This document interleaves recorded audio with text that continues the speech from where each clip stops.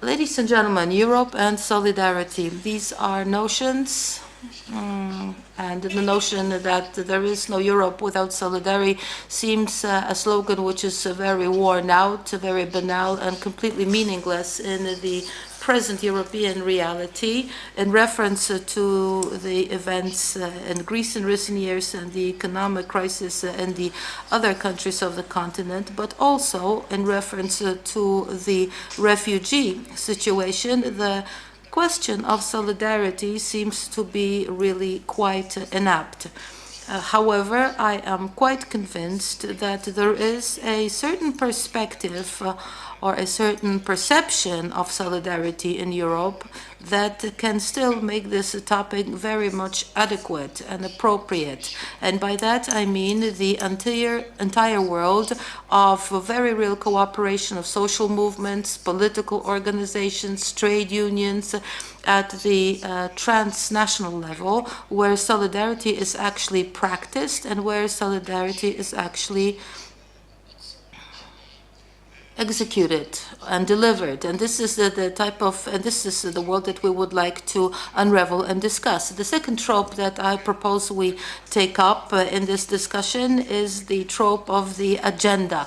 Perhaps from the Polish perspective, it's not entirely clear that this very vivid cooperation between the social movements, political organizations or trade unions in Europe leads to a situation in which there is something to the effect of a common social agenda and a common political agenda in the European left. This too is something that we would like to touch on, if briefly. One of the opportunities to touch on this topic, apart from the situation in Poland, of course, and the fact of a certain isolationism that seems to start to dominate in the governmental milieus, the type of isolationist thinking. How does such a operation look, or how does the network of solidarity among movements dealing with TTIP look? What kind of an experience is it? I think that what needs to be underlined is that this solidarity is becoming a reality, and it is very deeply and broadly meaningful. It's a solidarity, as I say, that goes beyond the European continent, because the movement in which I participate is in very strict cooperation with the countries of the global south. So you could even say that this is a global solidarity, and something that I find attractive as a person from Poland is being able to go beyond from this very narrow perspective of the capitalist sort of nationalist thinking about one nation competing against the other. This is something that is difficult to be able to be active in when in Poland. I happen to have the good fortune of being an active trade unionist, so that gives me a different perspective.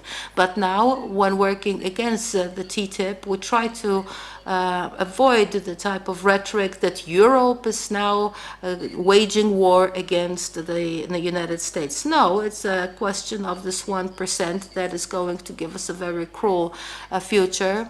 The 1% of the society against the 99% of the society who, after all, should represent the society as a whole. DM is also a result of this dynamics, I think. I mean, correct me if I'm wrong, but I think that a time has come that a need became apparent to create a movement of movements from all of these networks, something that would be over this network of cooperation. The role of a transnational movement also outside of the Eurozone is to really have a political impact to change this common sense, to regain the capacity to say, look, another politics is possible. It is not just Razem in Poland that is trying to say that you can combine a march against abortion with a march in favor of the welfare state. There is Jeremy Corbyn in the United Kingdom. There is Pablo Iglesias and Podemos in Spain. There is a new experience with Katja Kipping and Die Linke in Germany. There is a movement across Europe that say that yes, it is possible to do things differently. It is possible to have an alternative both to the status quo of center-right and post-communist parties and to the extreme right. And this is a space that needs to be reclaimed. It needs to be reclaimed at European level, at national level, but solidarity means making it clear that this space exists and it can win victories, including electoral victories.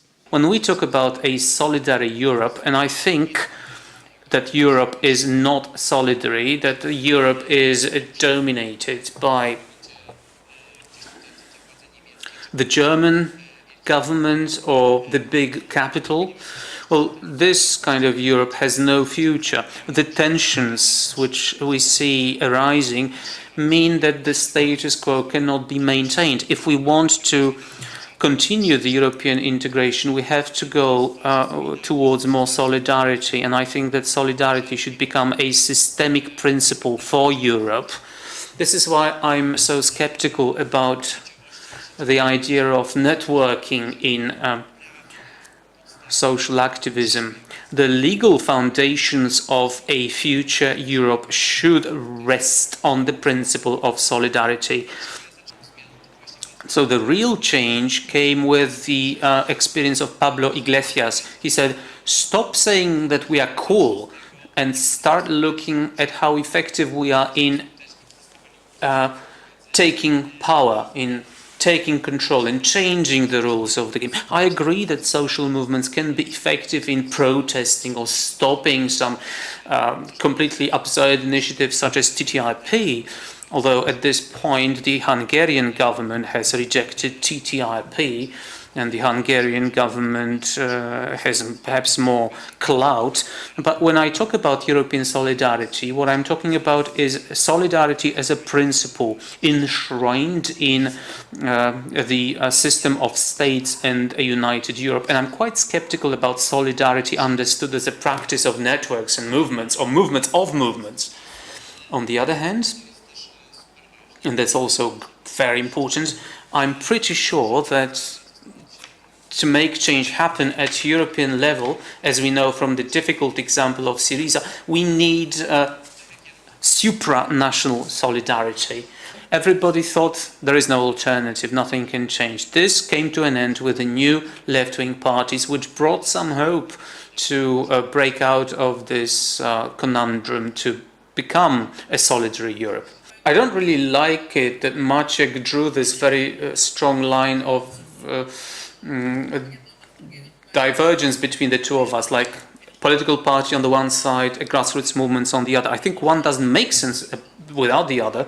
I do believe in grassroots movements because I am very much about non-hierarchical relations. I have a lot of distrust for any movement whose objective is to come to power.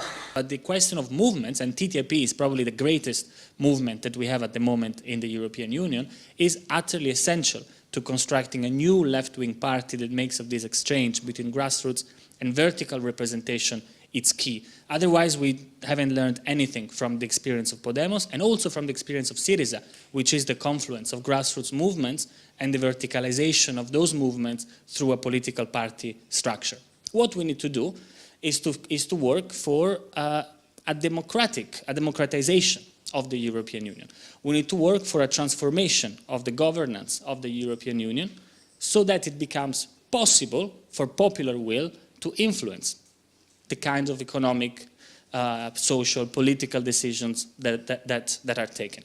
And that's why the movement is not a movement for economic freedom, it's a movement for democracy in Europe, because he saw the democratization of the Union as the only possibility to give citizens, to citizens the chance to influence policy making, including, of course, over the economy. So I'm saying this in the sense that the European Union today is pretty much founded on a representation of a very specific interest of the big business, financial or whatever. I think that what Maria said can very well resonate with what DiEM25 has to offer, and with you, Lorenzo, because one of the very strong and very loud postulates of DiEM25 and Yanis Varoufakis is to finally arrive at or to have a constitutional convention of the citizens of Europe, namely to create conditions in which not only we would implement some kind of a program that had been planned, but also to create conditions in which this program, in a very deeply democratic manner, could actually be formulated by, and pardon the trivial term, the people of Europe. So the idea of a constitutional process is, on the one hand, to show that a different approach is possible and that a constitution for the 21st century for the European Union needs to take these aspects into account and draw an alternative that is clear and is possible.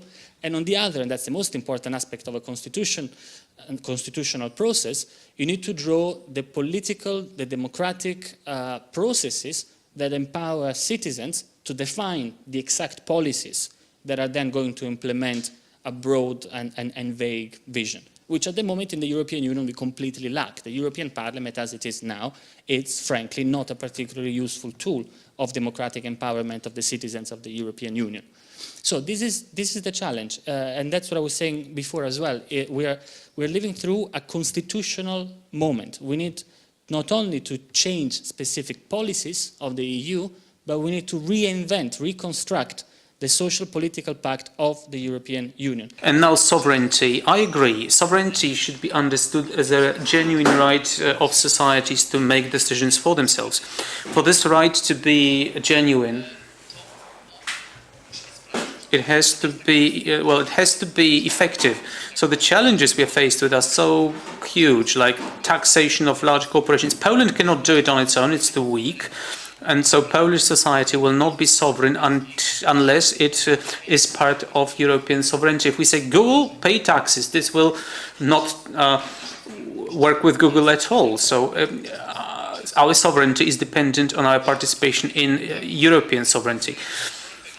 The problem is that the European community is non-democratic and does not represent social interests at all. I mean, the institutional Europe is not democratic or social.